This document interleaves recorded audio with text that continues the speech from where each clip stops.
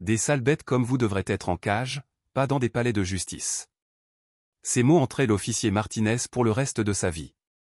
La juge Keisha Williams s'approcha du palais de justice dans ses vêtements civils, une mallette contenant les dossiers de l'affaire du jour. Encore une rate de ghetto qui essaie de s'introduire. Martinez lui barra le chemin, la toisant avec un mépris pur. Sa paume ouverte fendit son visage si violemment que sa tête fut projetée de côté. La mallette coûteuse s'échappa de sa prise, les documents juridiques s'éparpillant comme des confettis sur les marches du palais de justice. Martinez la saisit à la gorge, la projetant contre le mur de pierre. Des sales bêtes comme vous devraient être en cage, pas dans des palais de justice. Il lui tordit les bras derrière le dos, des menottes en métal lui mordant les poignets. D'autres officiers se rassemblèrent, riant et filmant avec leur téléphone.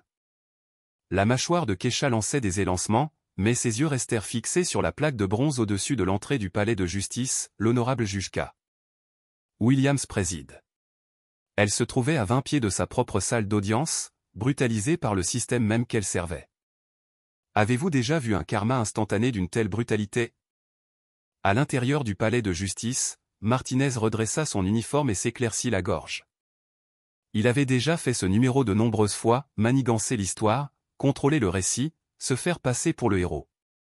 Le système croyait toujours les policiers plutôt que les criminels, surtout quand ces criminels ressemblaient à elle. Votre honneur, commença Martinez, d'une voix calme et rodée. J'effectuais des protocoles de sécurité de routine lorsque j'ai rencontré un individu suspect tentant de violer la sécurité du palais de justice. Il désigna Keisha, assise maintenant menottée à la table de la défense, une ecchymose violacée s'épanouissant sur sa joue gauche. La défenderesse agissait de manière erratique, refusant de s'identifier, et est devenue de plus en plus agitée lorsqu'on lui a demandé de se conformer aux procédures de sécurité standard. Le juge suppléant, le juge Harrison, un homme pâle et mince d'une 60aine d'années, hocha la tête d'un air approbateur. Et qu'avez-vous observé exactement, officier Martinez? Eh bien, monsieur, elle était vêtue de manière inappropriée pour les procédures judiciaires, portant ce qui semblait être des documents juridiques volés. Les yeux de Martinez brillèrent alors qu'il se prenait au jeu de sa fabrication. Lorsque je me suis approché pour enquêter, elle est devenue verbalement agressive, utilisant des blasphèmes et proférant des menaces. Depuis la galerie, deux autres officiers, Rodriguez et Thompson, échangèrent des regards complices. Ils avaient entendu Martinez raconter des histoires similaires des dizaines de fois, des visages différents, le même scénario. Elle n'arrêtait pas de crier qu'elle était quelqu'un d'important, continua Martinez, sa voix empreinte de dédain. Ces gens se prétendent toujours avocats, juges, sénateurs, n'importe quoi pour éviter d'être tenus responsables. J'ai déjà vu ce scénario, votre honneur. Le juge Harrison se pencha en avant, visiblement captivé. A-t-elle tenté de fuir ou résister à l'arrestation? Absolument. La défenderesse est devenue physiquement combative lorsque j'ai tenté de la placer en détention préventive. J'ai été contraint d'utiliser la force minimale nécessaire pour assurer la sécurité publique. La main de Martinez trembla presque imperceptiblement pendant qu'il parlait, la seule faille dans sa performance impeccable. Les doigts de la sténographe du tribunal volèrent sur sa machine, capturant chaque mensonge pour la postérité. Au dernier rang, une jeune greffière fronça les sourcils, quelque chose lui trottant dans la tête. Officier Rodriguez appela la procureure. Pouvez-vous corroborer le témoignage de l'officier Martinez? Rodriguez se leva, son uniforme impeccablement pressé. Oui, madame. J'ai été témoin de tout l'incident. La défenderesse tentait clairement de contourner les protocoles de sécurité. L'officier Martinez a géré la situation avec un professionnalisme remarquable. Et l'agression présumée, demanda le juge Harrison. La mâchoire de Martinez se serra. Votre honneur, j'ai utilisé uniquement la force nécessaire pour maîtriser un individu agressif qui menaçait la sécurité du palais de justice. Les blessures de la défenderesse, s'il y en a, résultent de sa propre résistance aux ordres légaux. Il sortit son téléphone, faisant défiler vers une vidéo qui commençait opportunément en pleine confrontation. J'ai une séquence partielle ici, bien que malheureusement ma caméra corporelle ait eu un dysfonctionnement ce matin. Le mensonge lui glissa de la langue comme du miel. Comme c'est commode, murmura Keisha, parlant pour la première fois. Je vous demande pardon? Le juge Harrison haussa un sourcil. Rien, votre honneur, répondit-elle calmement, bien que ses yeux brillassent d'une fureur contenue. Martinez continua son numéro. Ce que nous voyons ici est un cas classique de quelqu'un qui joue la carte de la victime après avoir été pris en flagrant délit d'infraction à la loi. Elle s'introduisait illégalement sur une propriété gouvernementale, transportant des documents suspects, et lorsqu'elle a été confrontée à son comportement criminel, elle a immédiatement invoqué la discrimination. La procureure, une femme d'âge moyen nommée Sandra Walsh, hocha la tête avec sympathie. Officier Martinez, au cours de vos 15 années de service, avez-vous rencontré des situations similaires? Malheureusement, oui. Il y a un schéma. Certains individus pensent qu'ils sont au-dessus des lois, que les règles ne s'appliquent pas à eux. Ils utilisent des accusations de racisme pour détourner l'attention de leur propre comportement criminel. La voix de Martinez monta avec une indignation vertueuse. C'est honnêtement insultant pour les véritables victimes de discrimination. Plusieurs personnes dans la galerie, principalement des employés blancs du palais de justice, hochèrent la tête en signe d'accord. Ils avaient entendu des histoires similaires aux nouvelles, vu des récits similaires se dérouler sur les médias sociaux. Cela leur semblait familier, voire confortable. La défenderesse prétendait qu'elle allait travailler. Martinez fit des guillemets en l'air avec moquerie, mais elle n'a pu fournir aucune preuve d'emploi, aucune identification, ni aucune raison légitime d'être dans une zone restreinte du palais de justice. Thompson, le troisième officier, s'avança. Si je peux me permettre, votre honneur, la défenderesse transportait ce qui semblait être des documents juridiques confidentiels. Nous suspectons qu'elle pourrait être impliquée dans une forme de vol d'identité ou une escroquerie. Le juge Harrison parut intrigué. Escroquerie? Oui, monsieur Martinez intervint de nouveau, sentant l'élan. Ces documents portaient un en-tête judiciaire, des numéros de dossier et des informations sensibles. Aucun citoyen légitime n'aurait accès à de tels matériaux. Nous croyons qu'elle pourrait avoir eu l'intention d'usurper l'identité de personnel judiciaire. L'ironie était si épaisse qu'elle en devenait presque suffocante. Mais Martinez continua, inconscient du piège qu'il se tendait. À mon avis professionnel, conclut-il, il s'agit simplement d'un autre cas où quelqu'un essaie de manipuler le système. Elle sait que si elle peut faire de cela une question de race, d'agression policière présumée, elle peut détourner l'attention de ses crimes réels. C'est une manipulation calculée de la sympathie du public. Il se tourna pour faire face directement à Keisha, ses yeux froids et méprisants. Ces gens pensent qu'ils peuvent simplement entrer comme ça dans n'importe quel bâtiment, n'importe quelle salle d'audience, n'importe quel espace de leur choix. Et lorsqu'ils sont arrêtés, ils crient à la discrimination. Eh bien, pas dans mon palais de justice. Les mots restèrent suspendus dans l'air comme un nuage empoisonné. Plusieurs membres du personnel du tribunal se sentirent mal à l'aise, tandis que d'autres restèrent impassibles. Votre honneur, ajouta la procureure Walsh, l'État recommande que nous poursuivions avec des accusations de violation de propriété, résistance à l'arrestation et agression d'un officier de police. La tentative de la défenderesse de présenter cela comme une question de droit civique est clairement une stratégie de défense désespérée. Martinez s'autorisa un léger sourire. Cela se passait exactement comme prévu. Une autre affaire, une autre victoire, un autre rappel que le système fonctionnait comme il était censé le faire. Les gens connaissaient leur place, où ils la prenaient à la dure. De plus, continua-t-il, enhardi par l'atmosphère de soutien, je tiens à souligner que j'ai fait preuve d'une retenue remarquable. La défenderesse était clairement instable, peut-être sous l'influence de stupéfiants. Un officier moins expérimenté aurait pu utiliser une force beaucoup plus significative. Le juge Harrison hocha la tête gravement. Votre professionnalisme est noté, officier Martinez. Sur la chaise de la défense, Keisha restait parfaitement immobile, ses mains jointes sur ses genoux malgré les menottes. Son expression demeurait calme, presque sereine, mais quiconque l'aurait observée attentivement aurait remarqué la légère incurvation au coin de sa bouche. Elle prenait mentalement note de chaque mensonge, de chaque fabrication, de chaque détail qui allait bientôt anéantir la carrière et la réputation de Martinez. L'officier n'avait aucune idée qu'il témoignait devant la personne même qui avait le pouvoir de le détruire. Y a-t-il autre chose que vous souhaiteriez ajouter, officier, demanda le juge Harrison. Martinez redressa ses épaules. Juste que des incidents comme celui-ci nous rappellent pourquoi nous avons besoin de forces de l'ordre solides. Certaines personnes ne comprennent l'autorité que lorsqu'elle est soutenue par la force. La défenderesse a appris aujourd'hui que les actions ont des conséquences. Il n'avait aucune idée à quel point ces mots s'avéreraient prophétiques. La procureure sourit avec confiance. L'État conclut son dossier contre cette défenderesse, votre honneur. Les preuves montrent clairement un schéma de comportement criminel et de résistance à l'autorité légitime. Alors que Martinez descendait de la barre des témoins, il croisa le regard de Kesha une dernière fois. Il lui fit un clin d'œil, un geste de domination totale, de victoire absolue. Ce serait le dernier moment de triomphe de toute sa carrière. La défenderesse peut maintenant présenter sa déclaration, annonça le juge Harrison, son ton suggérant que ce ne serait qu'une simple formalité avant le prononcé de la sentence. Kesha Williams se leva lentement de sa chaise, les menottes s'entrechoquant doucement alors qu'elle bougeait.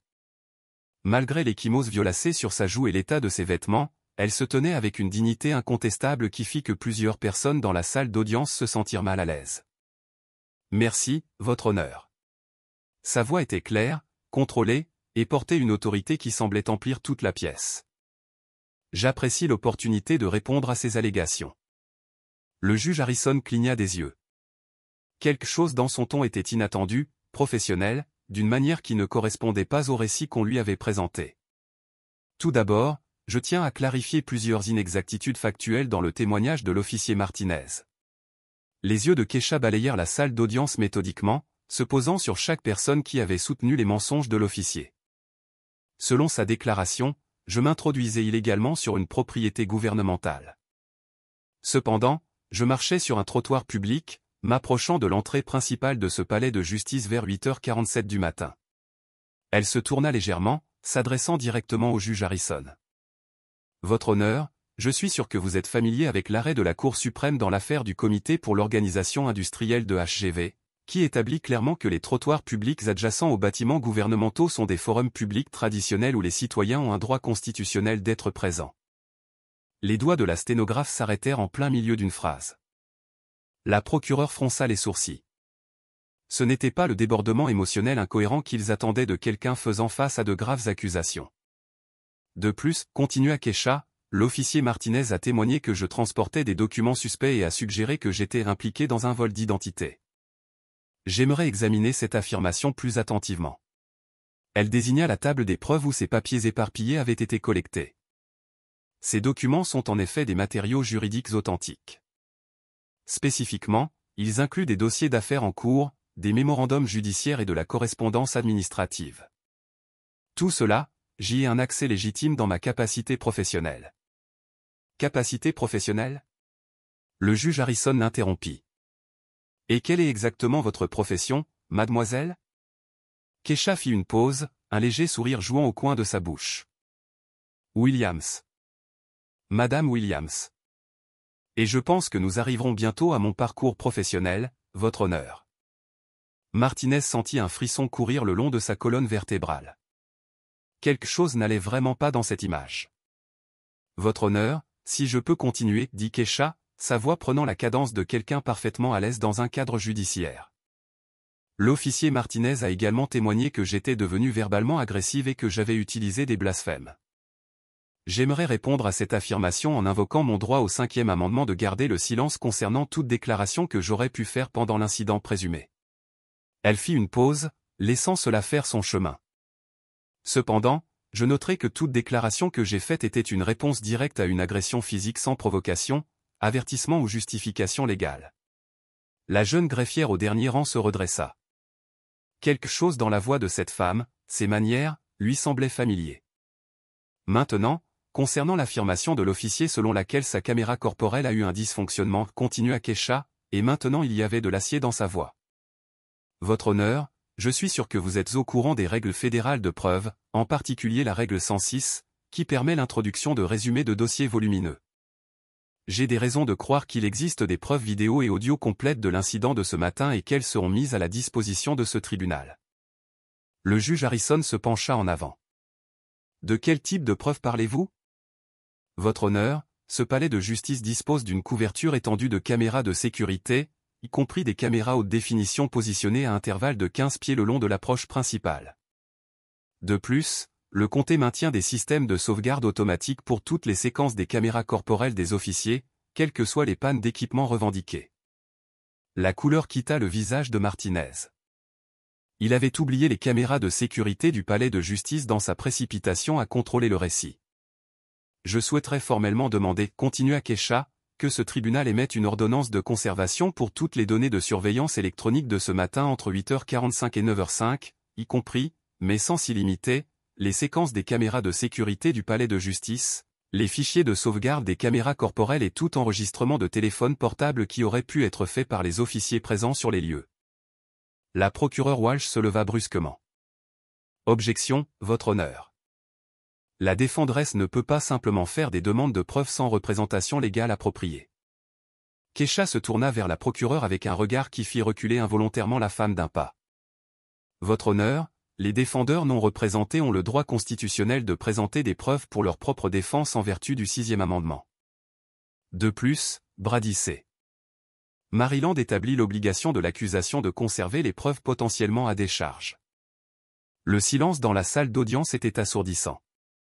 Ce n'était pas ainsi que ces affaires se déroulaient habituellement. Le juge Harrison s'éclaircit la gorge. Mademoiselle Williams, vous semblez inhabituellement familière avec la procédure judiciaire. Avez-vous une formation juridique formelle? J'ai une certaine expérience du système judiciaire, Votre Honneur.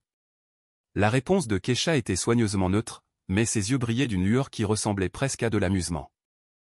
Elle marcha aussi loin que les menottes le lui permettaient vers la table des preuves et désigna ses affaires éparpillées. Votre Honneur, j'aimerais également aborder la caractérisation par l'officier Martinez de ma présence ici comme suspecte ou non autorisée. Elle désigna un document spécifique parmi les papiers. Ceci est mon calendrier d'audience quotidienne, qui montre que j'étais censé présider. Excusez-moi, j'étais censé me présenter dans ce bâtiment pour des affaires légitimes à partir de 9h ce matin. L'huissier, un homme corpulent nommé Henderson, qui travaillait dans ce palais de justice depuis 12 ans, devint soudain très immobile. Il regardait Kesha avec une reconnaissance et une horreur grandissantes. Officier Martinez a témoigné que je prétendais être quelqu'un d'important, continua Kesha. J'aimerais clarifier que je n'ai jamais fait une telle affirmation lors de notre rencontre. Cependant, j'ai tenté de lui montrer mon identification, qu'il a refusé d'examiner avant d'initier son agression. Elle fit une pause, observant la salle d'audience. Votre Honneur, je suis en possession, malgré l'ingérence violente de l'officier Martinez, de documents qui établiront de manière concluante à la fois mon identité et ma raison légitime d'être à ce palais de justice ce matin. Le juge Harrison commençait à avoir l'air nettement mal à l'aise. Quel genre de documents? Kesha atteignit soigneusement la poche de sa veste, bougeant lentement pour ne surprendre personne. Mon laissez-passer de stationnement judiciaire délivré par le bureau administratif de ce palais de justice. Ma carte d'accès au bâtiment programmée avec le code d'entrée de mes chambres judiciaires, et mon identification officielle. L'huissier Henderson se leva soudain, le visage pâle alors qu'il reconnaissait la femme qu'il avait vue tous les jours pendant les 3 dernières années. Votre Honneur, dit Kesha doucement. Je crois qu'il y a eu un malentendu significatif concernant l'identité exacte de la personne agressée par l'officier Martinez ce matin. Elle leva un portefeuille d'identification en cuir, et même de l'autre bout de la pièce, le sceau judiciaire doré était clairement visible. Peut-être devrions-nous suspendre l'audience afin que les identifications appropriées puissent être vérifiées, suggéra-t-elle, sa voix portant le ton indubitable de quelqu'un qui avait l'habitude de donner des ordres dans les salles d'audience, pas d'en recevoir. Le juge Harrison fixa le portefeuille d'identification, puis le visage de Kesha, puis l'huissier, qui hochait la tête d'un air sombre. La cour va suspendre ses travaux pendant 15 minutes, dit-il d'une voix rauque. Alors que le marteau tombait, Martinez sentit son monde commencer à s'écrouler autour de lui. Quel que soit le jeu qu'il pensait jouer, il commençait à réaliser qu'il ne comprenait peut-être pas du tout les règles. Pendant la pause de 15 minutes, le palais de justice bourdonnait d'une énergie nerveuse. Dans une petite salle de détention adjacente à la salle d'audience, Kesha était assise calmement tandis que l'huissier Henderson tripotait ses clés, ses mains tremblant alors que la réalité de la situation le frappait. Juge Williams, murmura-t-il, sa voix épaisse d'horreur. Nom de Dieu, juge Williams. Je suis tellement désolé. Je ne vous ai pas reconnu en vêtements civils, et quand ils vous ont amené comme ça. C'est bon, Henderson, répondit Kesha doucement. Vous n'en faisiez pas partie, mais j'ai besoin que vous fassiez quelque chose pour moi. Tout ce que vous voudrez, Votre Honneur. Absolument tout. J'ai besoin que vous alliez à mes chambres discrètement et que vous m'apportiez mes robes judiciaires, les noires avec la bordure dorée. Et Henderson, elle le regarda droit dans les yeux, apportez aussi mon marteau de juge. Celui gravé de ma cérémonie de prestation de serment. Henderson hocha vigoureusement la tête et s'empressa de sortir, laissant Keisha seule avec ses pensées. Elle ferma les yeux et prit une profonde inspiration, se centrant comme elle l'avait appris à faire au cours de ses 23 ans à la barre. Ce matin, elle avait été la juge Keisha Williams, juriste respectée, protectrice des droits constitutionnels, gardienne de la justice. En l'espace de 15 minutes, elle avait été transformée en victime, en accusée, en femme menottée faisant face à des accusations fabriquées de toutes pièces. Mais maintenant, il était temps de récupérer ce qui lui appartenait. Son téléphone, confisqué lors de l'arrestation, mais maintenant rendu, vibrait d'appels manqués et de messages. Sa greffière, Janet Morrison, avait envoyé des SMS de plus en plus frénétiques. « Juge Williams, où êtes-vous ? L'audience Peterson est dans 30 minutes. Votre honneur, les avocats sont là et demandent des retards. Juge Williams, s'il vous plaît rappelez-moi. Il y a des rumeurs qu'il s'est passé quelque chose. » Keisha tapa rapidement. Dites aux avocats de Peterson que nous reporterons. Quelque chose de plus important est survenu. Libérez mon calendrier de l'après-midi. Elle fit défiler ses contacts jusqu'à ce qu'elle trouve le numéro qu'elle cherchait, juge en chef Margaret Carter, la responsable administrative de l'ensemble du district judiciaire. Margaret, c'est Keisha. Keisha, Dieu merci. Nous avons entendu dire qu'il y avait eu une sorte d'incident. Allez-vous bien? J'ai été mieux. Margaret, j'ai besoin que vous fassiez quelque chose pour moi, et j'ai besoin que vous le fassiez sans poser de questions pour l'instant. Bien sûr. Tout ce dont vous avez besoin. J'ai besoin que vous contactiez le bureau de la sécurité du palais de justice et que vous leur disiez de préserver et de copier immédiatement toutes les séquences de surveillance de ce matin entre 8h45 et 9h15. Toutes les caméras, tous les angles. Et Margaret, assurez-vous qu'il y a plusieurs copies stockées à différents endroits. Il y eut une pause. Keisha, que s'est-il passé exactement ce matin? Un officier de police nommé Martinez vient de passer une heure à témoigner sous serment sur la façon dont il a héroïquement maîtrisé une dangereuse criminelle qui s'introduisait illégalement sur la propriété du palais de justice. La voix de Keisha était calme, mais il y avait une pointe que la juge en chef Carter n'avait jamais entendue auparavant. Et la dangereuse criminelle, c'était moi, Margaret. En me rendant au travail, il ne m'a pas seulement arrêté. Il m'a agressé devant ce palais de justice, m'a traité de sale bête et m'a dit que j'appartenais à une cage. Le silence au bout du fil dura près de 30 secondes. Nom de Dieu, Keisha, êtes-vous? Qu'avez-vous besoin? Dois-je appeler le FBI, le bureau du procureur général? Pas encore. Pour l'instant, j'ai besoin que ces enregistrements de surveillance soient sécurisés, et j'ai besoin que vous passiez quelques appels téléphoniques. Je veux que chaque affaire où l'officier Martinez a témoigné au cours des 5 dernières années soit examinée. Chacune d'entre elles. C'est fait. Mais Keisha, vous ne pouvez pas gérer cette affaire vous-même. Il y a un conflit d'intérêts.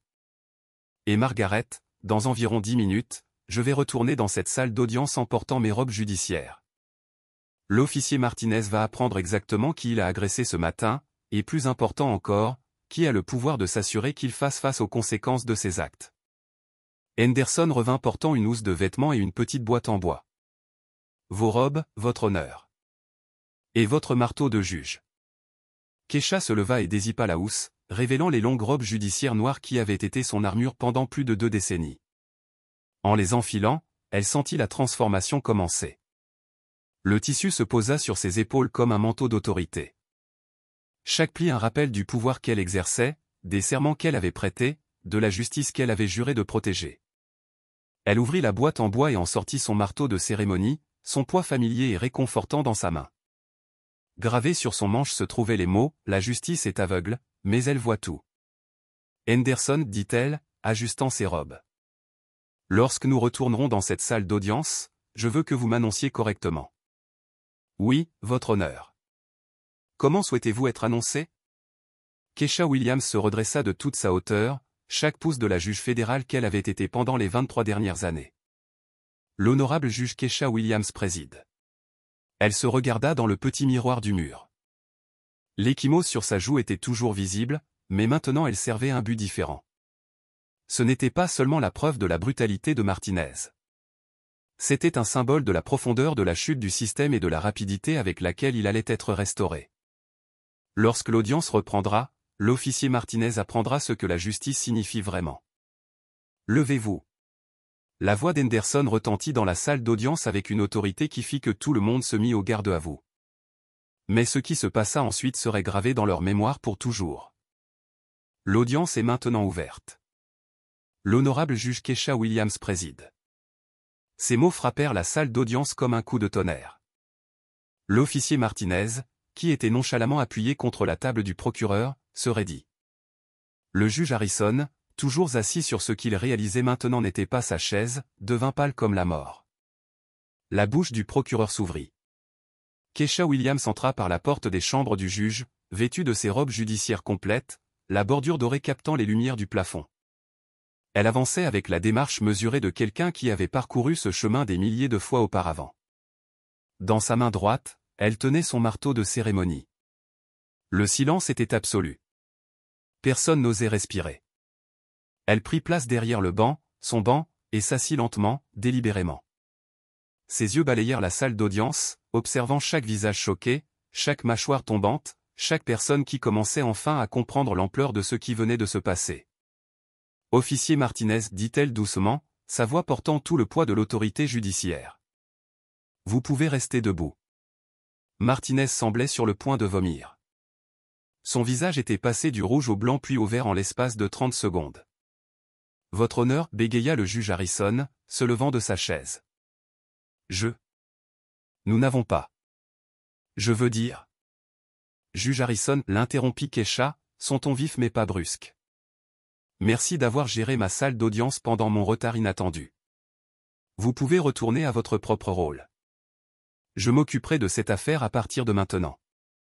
Harrison courut pratiquement hors de la salle d'audience, ses robes flottant derrière lui comme s'il était poursuivi par des démons. Keisha reporta son attention sur Martinez, qui tremblait visiblement. Officier Martinez, il y a environ 2 heures, vous avez témoigné sous serment dans cette salle d'audience. Vous rappelez-vous de votre témoignage? Martinez ne pouvait former de mots. Permettez-moi de vous rafraîchir la mémoire, continua Keisha. Vous avez déclaré, et je cite, ces gens se prétendent toujours avocats, juges, sénateurs, n'importe quoi pour éviter d'être tenus responsables. Vous rappelez-vous avoir dit cela? Martinez hocha faiblement la tête. Vous avez également déclaré que j'étais, je cite, une autre activiste arrogante cherchant à s'enrichir et que vous aviez déjà vu, je cite, ce scénario. Est-ce exact? La salle d'audience était si silencieuse que le bourdonnement de la climatisation semblait être un rugissement. Et peut-être le plus mémorable, la voix de Keisha devint plus froide, vous avez déclaré que les gens comme moi devaient apprendre que, je cite, les actions ont des conséquences. Vous rappelez-vous de cette sagesse particulière? Les jambes de Martinez tremblaient si fort qu'il pouvait à peine tenir debout. Keisha tendit la main sous son banc et sortit une tablette. Officier Martinez, j'aimerais vous montrer des preuves qui viennent d'attirer mon attention. Elle tourna l'écran de la tablette vers la salle d'audience. Sur celui-ci se trouvait une séquence vidéo d'une clarté cristalline des caméras de sécurité des marches du palais de justice, montrant l'incident de ce matin sous plusieurs angles. Ceci est une séquence de la caméra de sécurité numéro 7 du palais de justice, qui offre une vue dégagée de l'entrée principale. Son doigt toucha l'écran, lançant la vidéo. La salle d'audience regarda avec horreur les événements se dérouler à l'écran. Il y avait Keisha marchant calmement vers le palais de justice dans ses vêtements civils. Il y avait Martinez lui barrant le chemin, et puis encore une rate de ghetto qui essaie de s'introduire.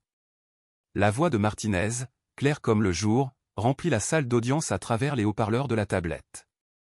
Plusieurs personnes haltèrent audiblement. La vidéo continua, montrant l'agression non provoquée de Martinez dans des détails saisissants, la gifle qui fit pivoter la tête de Keisha, la prise brutale à la gorge, les menottes. Mais le moment le plus accablant était encore à venir. Des sales bêtes comme vous devraient être en cage, pas dans des palais de justice. Les propres mots de Martinez, prononcés avec une telle haine, résonnèrent dans sa salle d'audience. Plusieurs jurés d'autres affaires qui attendaient dans la galerie se levèrent et sortirent, dégoûtés.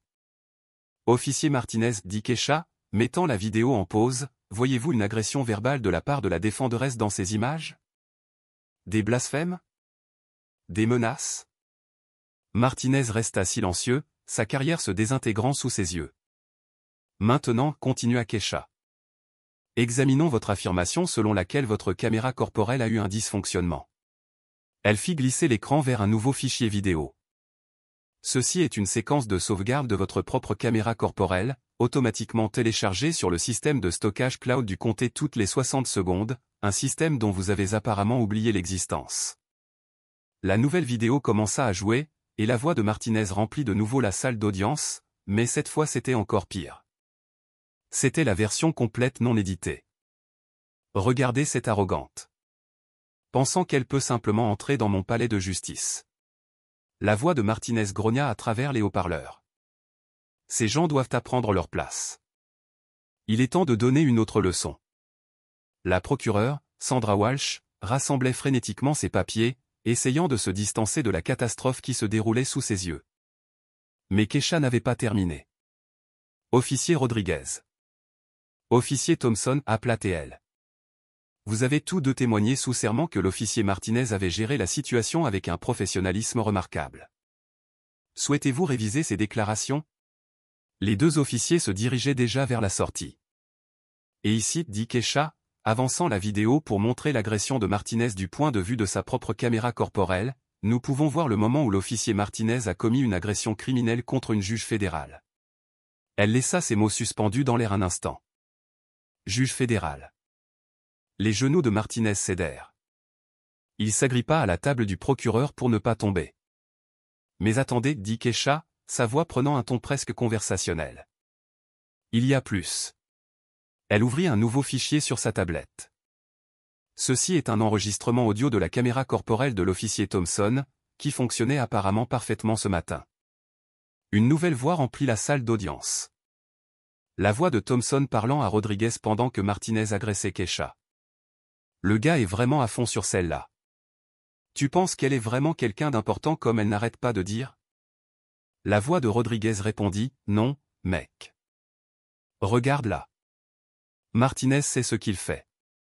Probablement juste une autre reine de l'aide sociale qui essaie d'arnaquer le système. D'autres rirent des officiers alors qu'ils regardaient leurs collègues brutaliser une juge fédérale. Les quelques spectateurs restant dans la galerie regardaient Martinez avec un dégoût non dissimulé. Officier Martinez, dit Kesha, posant sa tablette.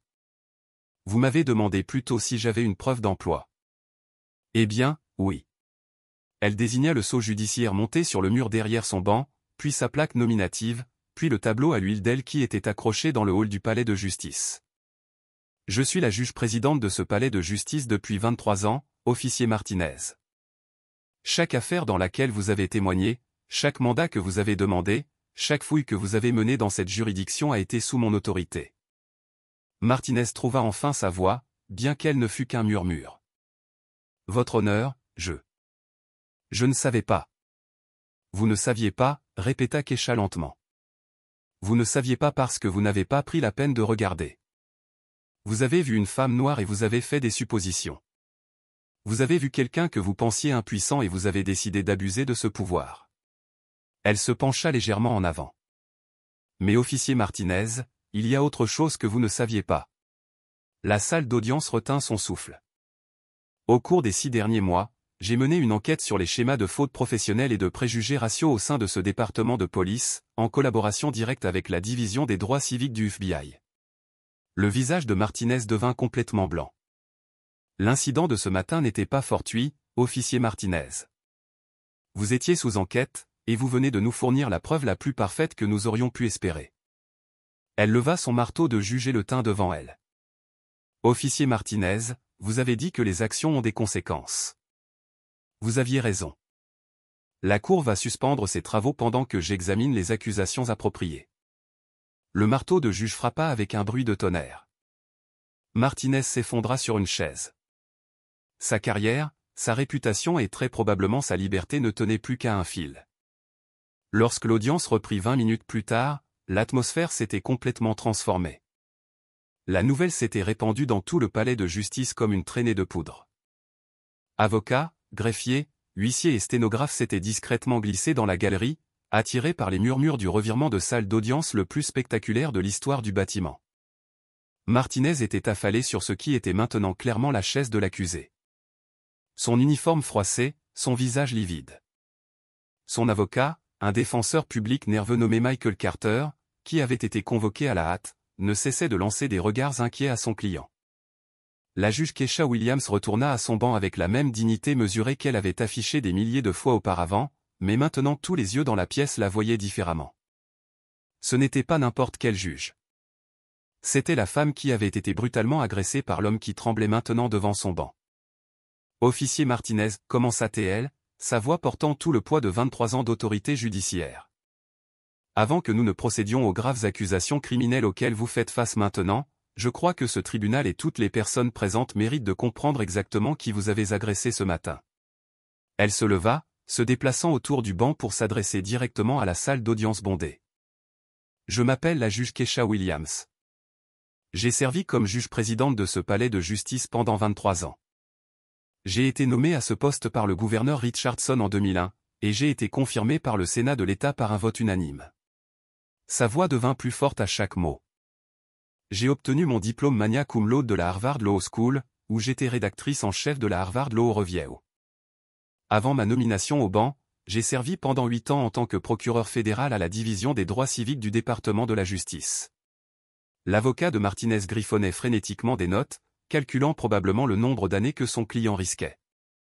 Pendant mon mandat de procureur fédéral, je me suis spécialisé dans les affaires impliquant la faute professionnelle de la police, les violations des droits civiques et le racisme institutionnel. J'ai poursuivi avec succès 47 affaires contre des agents des forces de l'ordre qui ont abusé de leur autorité. Elle fit une pause, laissant ce chiffre s'imprégner. Au cours de mes 23 ans sur ce banc, j'ai présidé plus de 15 000 affaires. J'ai condamné des centaines d'accusés, des petits voleurs aux meurtriers. J'ai vu tous les types de comportements criminels, toutes les excuses, toutes les justifications. La juge Williams s'approcha de l'endroit où Martinez était assis, recroquevillé. Mais en toutes mes années de service, officier Martinez, je n'ai jamais, pas une seule fois, rencontré un exemple aussi parfait de tout ce qui ne va pas avec la police en Amérique.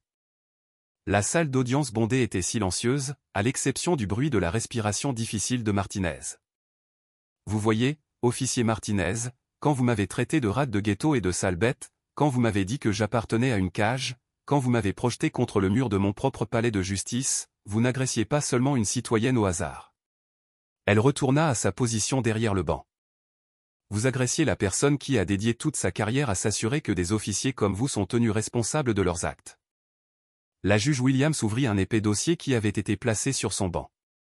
Ce dossier contient les relevés détaillés de chaque affaire dans laquelle vous avez témoigné au cours des 5 dernières années.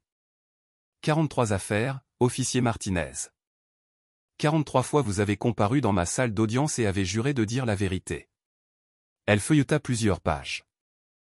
28 de ces affaires impliquaient des accusés qui étaient des personnes de couleur. Dans 26 de ces affaires, vous étiez l'agent d'arrestation. Et dans chacune d'entre elles, officier Martinez, vous avez décrit les accusés en utilisant un langage remarquablement similaire à celui que vous avez utilisé avec moi ce matin. Le visage de Martinez était passé du blanc au gris. Agissant de manière erratique, refusant de se conformer, devenant agressif, menaçant la sécurité de l'officier. Les mêmes mots, le même récit, les mêmes mensonges, encore et encore. La juge Williams referma le dossier d'un claquement sec. Mais voici ce que vous ne saviez pas, officier Martinez. Au cours des 6 derniers mois, j'ai travaillé avec la division des droits civiques du FBI, le bureau du procureur général de l'État et le département de la justice pour enquêter sur les schémas systémiques de préjugés raciaux et de fautes professionnelles au sein de ce département de police. Le défenseur public cessa d'écrire et se contenta de fixer son client avec une sorte de pitié. Votre nom, officier Martinez, figure sur une liste de surveillance fédérale. Vous avez été sous surveillance. Vos communications ont été écoutées. Vos schémas d'arrestation ont été analysés. Elle se pencha légèrement en avant. Et ce matin, officier Martinez, vous nous avez fourni la preuve la plus parfaite, la plus claire, la plus indéniable de violation criminelle des droits civiques qu'un procureur puisse espérer. La juge Williams leva son marteau de juge. Vous avez agressé une juge fédérale alors qu'elle exerçait ses fonctions officielles. Vous l'avez fait explicitement sur la base d'une animosité raciale, comme en témoignent vos propres déclarations enregistrées. Vous avez ensuite commis un parjure lorsque vous avez menti sous serment concernant les circonstances de cette agression. Le marteau de juge flottait dans les airs. Officier Martinez, vous m'avez demandé ce matin si je connaissais ma place. Eh bien, laissez-moi vous dire exactement quelle est ma place. Sa voix emplit la salle d'audience d'une autorité calme. Ma place est sur ce banc, dans cette salle d'audience, en veillant à ce que la justice soit rendue. Ma place est de tenir les gens comme vous responsables lorsque vous abusez du pouvoir que nous vous avons confié. Le marteau de juge frappa une fois. Ma place, officier Martinez, est de m'assurer que ce que vous m'avez fait ce matin est le dernier acte de violence raciale que vous commettrez jamais en tant qu'officier de police. Martinez comprit enfin qu'il n'avait pas seulement agressé une femme au hasard. Il avait agressé la justice elle-même, et la justice était sur le point de riposter. Officier Martinez, commença la juge Williams, ouvrant une épaisse chemise Kraft, examinons votre carrière distinguée dans les forces de l'ordre, voulez-vous? L'avocat de Martinez se pencha pour chuchoter d'urgence à l'oreille de son client, mais Martinez semblait paralysé, incapable de réagir à ce qui se passait autour de lui. Selon les dossiers des affaires internes, vous avez fait l'objet de 47 plaintes formelles au cours de vos 15 ans de carrière.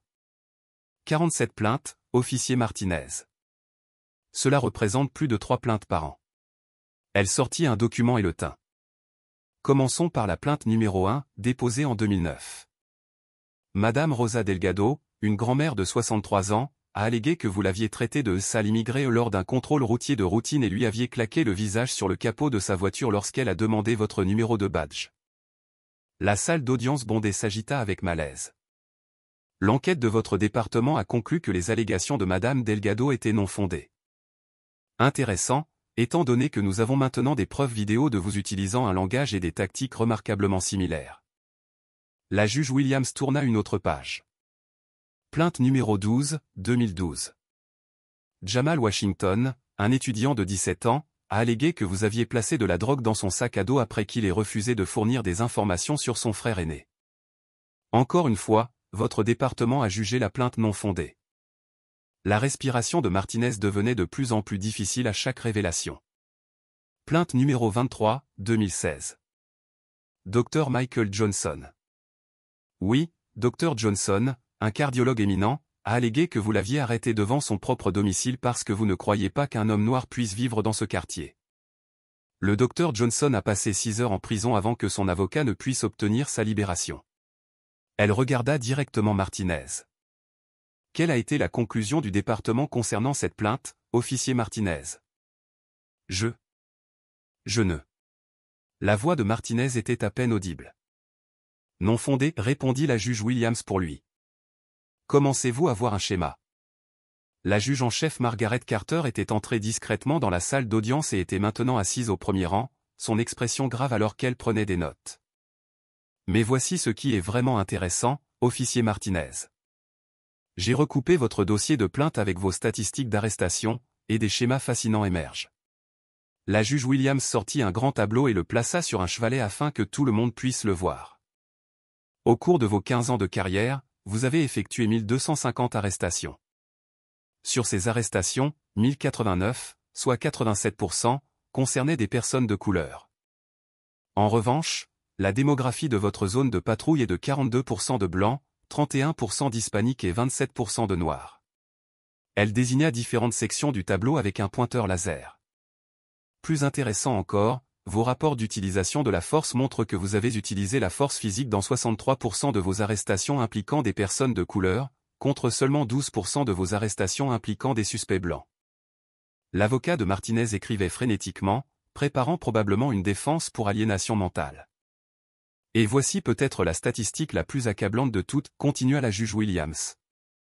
Sur vos 1089 arrestations de personnes de couleur, 432 affaires ont été classées sans suite en raison d'un manque de preuves, de faute professionnelle du procureur ou de violation des droits constitutionnels. C'est un taux de classement sans suite de près de 40%. Elle se tourna vers Martinez. Officier Martinez, savez-vous comment nous appelons un officier de police qui a un taux de classement sans suite de 40% en raison de violation constitutionnelle? Nous appelons cela un schéma de comportement criminel. La salle d'audience était silencieuse, à l'exception du grattement des stylos des journalistes sur le papier. Mais attendez, il y a plus, dit la juge Williams, son ton presque conversationnel maintenant. J'ai également examiné l'impact financier de votre carrière sur les contribuables de ce comté. Elle sortit un autre document. Au cours des 15 dernières années, ce comté a versé 2,3 millions de dollars en règlements et jugements liés à votre conduite. 2,3 millions de dollars, officier Martinez. C'est plus que le budget annuel de certaines petites villes. Martinez trouva enfin sa voix, bien qu'elle ne fût qu'un croassement. Votre honneur, je ne faisais que mon travail. Votre travail, l'interrompit la juge Williams. Officier Martinez, laissez-moi vous lire le serment que vous avez prêté lorsque vous êtes devenu officier de police. Elle sortit un document officiel et lut à voix haute. Je jure solennellement de soutenir et de défendre la Constitution des États-Unis et la Constitution de l'État, d'être fidèle et loyal envers celle-ci, et de m'acquitter fidèlement et impartialement des devoirs de ma fonction au mieux de mes capacités. Que Dieu me soit en aide. Elle posa le document. Fidèlement et impartialement, officier Martinez. Pas sélectivement, pas en fonction de la couleur de peau, pas en fonction de vos préjugés personnels. La juge Williams fit de nouveau le tour du banc, s'adressant à l'ensemble de la salle d'audience. Ce que nous voyons ici n'est pas le comportement d'un seul officier véreux. C'est le résultat inévitable d'un système qui protège des officiers comme Martinez, qui classe plainte après plainte, qui paie règlement après règlement, tout en permettant aux abus de continuer. Elle se tourna vers Martinez. Mais ce système vous a fait défaut aujourd'hui, n'est-ce pas, officier Martinez? Parce qu'aujourd'hui, vous avez choisi d'agresser quelqu'un qui avait le pouvoir de tout révéler. Martinez laissa tomber sa tête dans ses mains. Officier Martinez, vous avez passé ce matin à dire à ce tribunal que les gens comme moi devaient apprendre notre place. Eh bien, je pense qu'il est temps que vous appreniez la vôtre. La juge Williams retourna à son banc et leva son marteau de juge. Votre place, officier Martinez, est sur une chaise d'accusé, face aux pleines conséquences de 15 ans de comportement criminel. Le marteau de juge frappa avec finalité. Et c'est exactement là que vous allez rester. La juge Williams se tenait derrière son banc, ses robes judiciaires flottant autour d'elle comme une armure forgée par la justice elle-même. La salle d'audience bondée retint son souffle alors qu'elle s'apprêtait à rendre ce que tout le monde savait être un verdict historique. Officier Martinez, commença-t-elle, sa voix portant le poids de siècles de jurisprudence, avant que je ne rende mon jugement dans cette affaire, je tiens à m'adresser non seulement à vous, mais à toutes les personnes présentes dans cette salle d'audience et à toutes celles qui entendront parler de ce qui s'est passé ici aujourd'hui. Elle fit un geste vers la galerie, bondée d'avocats, de personnel du tribunal, de journalistes et de citoyens qui avaient entendu des murmures des procédures extraordinaires. Ce matin a commencé par une simple question, que se passe-t-il lorsque quelqu'un avec un badge croit être au-dessus des lois? Que se passe-t-il lorsque des années de pouvoir incontrôlé et de protection systémique créent une personne qui pense pouvoir agresser une juge fédérale sans en subir les conséquences? Martinez était affalé sur sa chaise, sa carrière et sa vie s'effondrant autour de lui en temps réel. La réponse, officier Martinez, se tient devant vous en ce moment même. La juge Williams prit son marteau de juge, le même sur lequel étaient gravés les mots « La justice est aveugle », mais elle voit tout le jour où elle avait prêté serment. Pendant 15 ans, vous avez terrorisé cette communauté. Pendant 15 ans, vous avez violé les droits constitutionnels de citoyens dont le seul crime était d'exister en tant que personne noire ou brune. Pendant 15 ans, vous avez tourné en dérision l'insigne que vous aviez juré d'honorer. Sa voix devint plus forte, plus passionnée, alors qu'elle continuait. Mais votre plus grande erreur, officier Martinez, n'a été aucun acte de brutalité en particulier. Votre plus grande erreur a été de croire que le système vous protégerait toujours, peu importe jusqu'où vous alliez, peu importe le nombre de vies que vous détruisiez.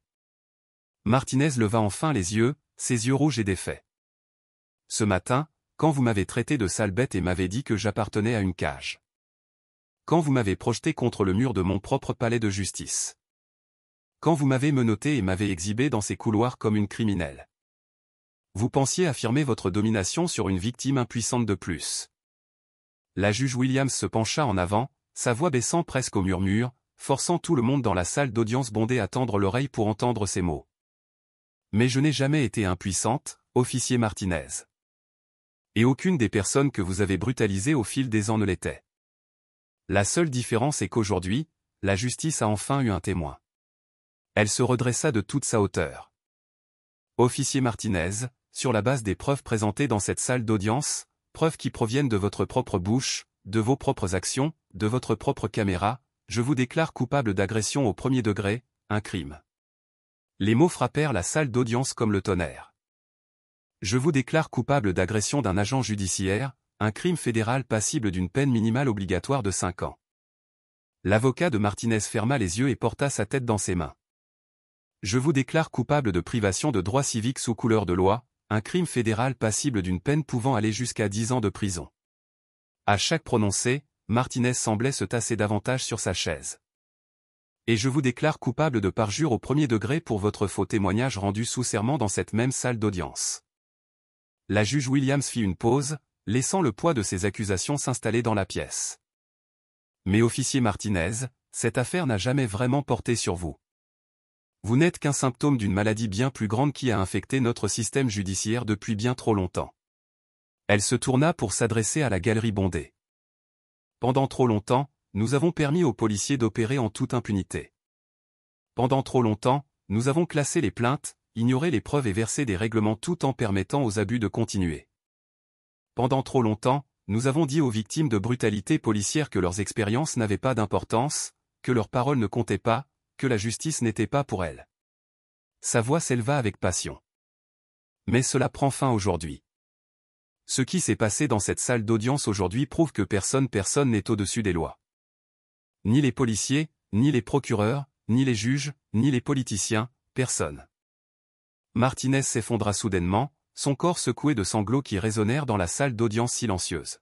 « Je suis désolé, murmura-t-il. Je suis tellement désolé. Je ne savais pas.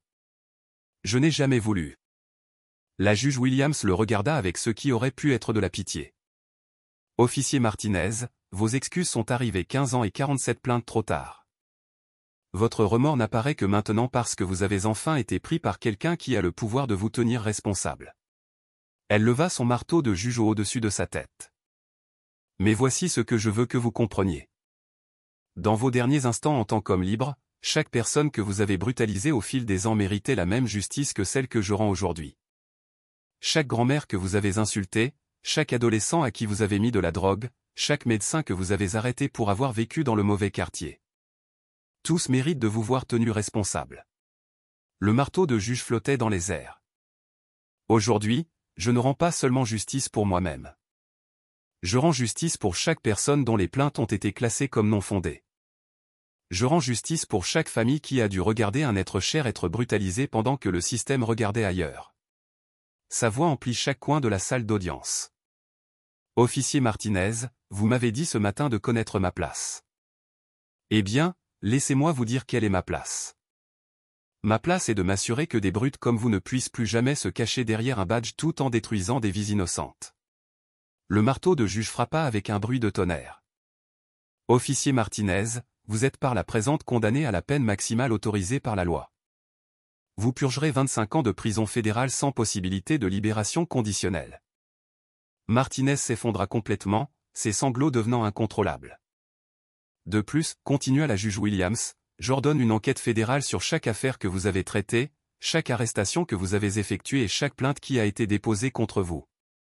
Les victimes que vous avez réduites au silence pendant 15 ans auront enfin leur jour au tribunal. » Elle posa son marteau de juge et regarda la salle d'audience bondée. « Que ceci soit un message à chaque officier de police, chaque procureur, chaque fonctionnaire qui pense pouvoir abuser de son pouvoir sans conséquence. La justice est peut-être aveugle, mais elle voit tout, et elle finit par s'occuper de tout le monde. » La salle d'audience éclata en applaudissements qui durèrent 5 minutes complètes. La justice avait enfin été rendue. 6 mois plus tard, les répercussions de ce matin historique continuaient de transformer l'ensemble du système judiciaire. L'officier Martinez purgeait sa peine de 25 ans de prison fédérale, où ses codétenus avaient pris connaissance de ses crimes par la couverture médiatique. Son badge, sa pension, sa liberté, tout était parti. L'homme qui avait autrefois terrorisé toute une communauté passait maintenant ses journées en détention préventive, comprenant enfin ce que c'était que d'être impuissant. Mais la chute de Martinez n'était que le début. L'enquête fédérale ordonnée par la juge Williams a mis au jour un réseau de corruption qui s'enfonçait profondément dans la structure de commandement du département de police. 12 officiers ont été licenciés. 4 superviseurs ont été inculpés au pénal. L'ensemble du département a été placé sous surveillance fédérale. la juge en chef Margaret Carter a établi de nouveaux protocoles exigeant un examen fédéral automatique de toute affaire impliquant des allégations de faute professionnelle de la police contre le personnel judiciaire. Les caméras corporelles sont devenues obligatoires pour tous les officiers, avec des systèmes de sauvegarde qui ne pouvaient plus être dysfonctionnés. Plus important encore, les 432 affaires que Martinez avait entachées ont été rouvertes. Des dizaines de prévenus injustement condamnés ont été libérés de prison. Des centaines d'autres ont vu leurs accusations abandonnées ou leurs peines réduites. Le comté a versé 8,7 millions de dollars supplémentaires en compensation aux victimes de Martinez, de l'argent provenant directement du budget du département de police. La juge Williams elle-même est devenue un symbole national d'intégrité et de courage judiciaire. Elle a été invitée à prendre la parole dans des facultés de droit à travers le pays, partageant l'histoire de la façon dont un moment de violence a révélé des décennies d'abus systématiques. Son message était toujours le même, la justice retardée est une justice refusée, mais la justice rendue est une justice pour tous. Le palais de justice où tout cela s'est passé a été rebaptisé Tribunal fédéral de la justice Williams en son honneur. Une plaque de bronze près de l'entrée commémore le matin qui a tout changé, avec une simple inscription, ici, la justice a enfin trouvé sa voie. Mais le changement le plus puissant a peut-être eu lieu au sein de la communauté elle-même. Des citoyens qui avaient passé des années à craindre de signaler les fautes professionnelles de la police ont commencé à se manifester. Des comités de surveillance communautaire ont été établis. Les programmes de formation policière ont été entièrement remaniés, la juge Williams ayant personnellement conçu des programmes sur les droits constitutionnels et les préjugés inconscients. La jeune greffière qui avait assisté aux procédures ce jour-là, inspirée par le courage de la juge Williams, a décidé de se spécialiser dans le droit des droits civiques. Elle travaille maintenant pour la CLU, menant des batailles similaires dans les salles d'audience à travers le pays. Rodriguez et Thompson, les officiers qui avaient soutenu les mensonges de Martinez, ont été licenciés et ont fait face à des accusations fédérales de complot et d'obstruction à la justice. Leurs rires enregistrés alors qu'ils regardaient une juge fédérale être brutalisée sont devenus des preuves dans une étude de cas enseignée dans les académies de police du pays comme un exemple de corruption institutionnelle. La vidéo de la juge Williams rendant son verdict est devenue la séquence de salle d'audience la plus regardée de l'histoire d'Internet, visionnée plus de 50 millions de fois. Des commentaires ont afflué du monde entier de la part de personnes qui avaient vécu des injustices similaires mais n'avaient jamais vu la reddition de comptes s'opérer de manière si complète, si publique, si parfaite. Aujourd'hui, l'officier Martinez est assis dans sa cellule de prison, pensant probablement au moment où il a choisi d'agresser une femme parce qu'il pensait qu'elle était impuissante. Il pensait connaître sa place dans le monde. Il pensait connaître la sienne. Il s'était trompé sur les deux, car parfois la justice ne porte pas seulement un bandeau. Parfois, la justice porte des robes judiciaires. Parfois, la justice tient un marteau de juge. Et parfois, quand le moment est venu, la justice riposte. Ne sous-estimez jamais le pouvoir de tenir tête aux brutes. Partagez cette histoire si vous croyez que tout le monde mérite la justice, quels que soient qui ils sont ou leur apparence. Cliquez sur le bouton j'aime si vous voulez voir plus d'histoires de courage triomphant de la corruption, et abonnez-vous car des histoires comme celle-ci se produisent tous les jours et tout le monde mérite de les voir. Votre histoire pourrait être la prochaine. La vérité trouve toujours un chemin.